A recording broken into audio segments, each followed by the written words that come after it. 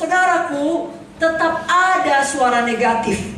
Saudara tidak bisa melarang 10 orang pengintai ini untuk bicara, tapi saudara bisa memilih menjadi seperti Kaleb dan Joshua. Saudara tidak bisa berkata, tapi semua berkata tidak mungkin. Semua berkata begini, ya saya ikutlah, apalah daya saya cuma 1 orang. Tidak. Saudara berkata seperti apa kata firman Tuhan. Saudara punya keberanian iman untuk menyelesaikan panggilan Tuhan dalam hidup saudara. Tiap kali saudara bersaksi, tiap kali saudara menginjil, akan ada suara negatif. Tiap kali saudara memuridkan, mengunjungi, akan ada suara negatif. Tiap kali saudara berani berkorban, bahkan lebih daripada biasanya, akan ada suara negatif yang mengatakan, itu sia-sia, itu tidak cocok. Tiap kali saudara menempuh resiko demi pekerjaan Tuhan, akan ada suara yang mengatakan kau salah. Tetapi saudara tahu betul mana suara Tuhan, mana suara setan. Pilihlah untuk tetap berani, pilihlah untuk tetap beriman. Amin, saudara. Kalau saudara sakit dan orang berkata kau tidak akan sembuh, tapi firman Tuhan berkata oleh bilur Yesus kita sembuh, kita ikut apa kata firman. Kita punya iman yang berani. Orang berkata kau tidak mungkin diberkati, firman Tuhan berkata kita pasti diberkati, kita ikut apa kata firman Tuhan. Orang lain berkata tidak usah begitu banyak melayani, nanti kau menjadi aneh. Firman Tuhan berkata ada bagian kita dalam tubuh Kristus, dalam pekerjaan pelayanan, kita ikut apa kata firman Tuhan. Saudaraku, kita punya iman yang berani karena dasar kita adalah ini, firman Tuhan yang tidak berubah. Langit bumi boleh berlalu, tapi firman Tuhan kekal selama-lamanya. Sedangkan ucapan manusia itu selalu bisa berubah. Hari ini dia mendukung kita, besok dia menginjak kita. Jangan andalkan apa kata manusia, seberapa banyak pun, mayoritas pun. Andalkan apa kata firman Tuhan. Firman Tuhan tidak mungkin gagal. Malam hari ini biarlah kita belajar satu perkara. Jangan terganggu apa kata orang. Jangan kecewa bila tidak ada yang mendukung kita ketika kita mau melakukan kebenaran firman. Kita ingat Kaleb, kita ingat Joshua. Kalau orang-orang di Alkitab pun mengalaminya, dituliskan sebagai teladan kepada kita, kita pun mengalaminya. Mereka menang, kita pun menang. Saudara masih ingat kisah Sadrak, Mesak, Abednego? Mereka juga contoh orang-orang yang memiliki iman yang berani. Mereka dihadapkan pada ancaman kematian, bukan karena dosa mereka, justru karena kebenaran mereka. Pernahkah saudara seperti itu? Justru karena saudara berbuat benar, karena saudara setia beribadah, karena saudara setia berkorban, setia melayani, saudara dapat ancaman. Itulah dialami oleh Sadrak, Mesak, Abednego. Tapi apa jawab mereka? Saya bacakan Daniel 3 ayat 17-18. Jika Allah yang kami puja sanggup melepaskan kami, maka ia akan melepaskan kami dari perapian yang menyala-nyala itu, dan dari dalam tanganmu ya Raja. Tapi seandainya tidak, hendaklah Tuanku mengetahui ya Raja, bahwa kami tidak akan memuja dewa Tuanku dan tidak akan menyembah patung emas yang Tuanku dirikan itu. Amin. Terancam nyawanya, tetap tidak kompromi dengan dosa. Tetap percaya kepada Tuhan.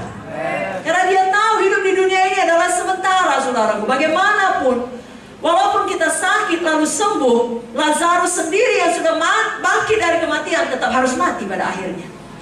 Dengan kata lain, hidup yang sebenarnya adalah hidup dalam kekekalan. Itu sebabnya mereka tidak takut. Mereka berkata, kami akan tetap ikut Tuhan. Biar contoh teladan dari firman Tuhan, baik mengenai Abraham tadi, bagaimana dia beriman, Kaleb bagaimana dia beriman dan berani, Sadrak, Mesak, Abednego. Malam hari ini meneguhkan hati kita. Seberat apapun masalah, tantangan, problema yang kita alami, kita tetap punya iman, Tuhan akan menolong kita. Dan di dalam prosesnya kita tidak pernah mau kompromi dengan dosa. Kita tidak melepaskan keyakinan kita. Kita tidak mencari jalan pintas yang salah, jalan aman untuk kehendak daging, kenyamanan diri sendiri. Tidak. Kita tetap dalam jalan kebenaran, jalan Tuhan, jalan kasih, jalan firman. Amin. Saudaraku, tiap kali kita memiliki iman yang berani, Tuhan menghargakan kita. Tuhan tidak akan mempermalukan setiap orang yang percaya kepadanya. Saudara lihat, Sadrak, Mesak, Abednego diselamatkan Tuhan, saudaraku. Tiap kali kita memilih jalan iman, Tuhan yang berperang bagi kita. Saya bacakan Keluaran 14 ayat 14. Tuhan akan berperang untuk kamu dan kamu akan diam saja. Bukankah itu luar biasa? Amen. Pada malam hari ini, bisakah Tuhan menemukan iman di tempat ini? Amen. Berapa banyak saudara mau memiliki iman yang berani? Betul-betul percaya tidak ada yang mustahil kepada Tuhan. Tidak ada yang mustahil bagi saudara yang percaya. Bisakah saudara lihat keluarga saudara dipulihkan? Bisakah saudara saudara masa depan yang diberkati? Bisakah saudara lihat KKR saudara berganda? Bisakah saudara lihat saudara jadi terang dimanapun Tuhan menempatkan saudara? Bisakah saudara lihat besok KKR banyak jiwa-jiwa diselamatkan, disembuhkan? Berikan doa tepuk tangan bagi Tuhan Yesus. 2 Tawarik 16 ayat 9 berkata, mata Tuhan menjelajah seluruh bumi, termasuk menjelajah duri pada malam ini, untuk melimpahkan kekuatannya kepada mereka yang bersungguh-sungguh hati terhadap Dia. Mari bersungguh-sungguh beriman. Tapi setelah kita memiliki iman yang berani, sudah berkata, bisa itu dilakukan. Bisa saya mendoakan jiwa sampai sembuh. Bisa saya buka KKS di daerah baru. Bisa saya diberkati. Bisa penyakit ini sembuh. Bisa kebangkrutan ini menjadi berkat. Dan seterusnya dan seterusnya. Bisa saya sampai pada panggilan Tuhan. Setelah saudara punya iman yang berani, perhatikan baik-baik. Saudara juga harus punya iman yang tekun. Mari angkat tangan saudara, katakan, saya punya iman yang tekun. Katakan kuat-kuat, ketekunan iman. Amin.